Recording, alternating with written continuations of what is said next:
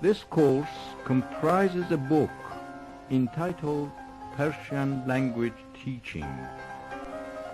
In Persian, آموزش زبان فارسی. کلید تمرین 82. 1. در 2-3 روز آینده. 2. نویسنده این مقاله کیست؟ 3.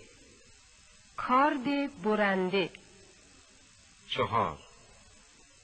این کتاب خواننده فراوان دارد. 5. آفتاب سوزنده. 6. گوینده داستان. 7. بیماری کشنده. 8. سازنده آپارتمان. 9. دارنده بلیت شماره 55. 10. گیرنده نامه.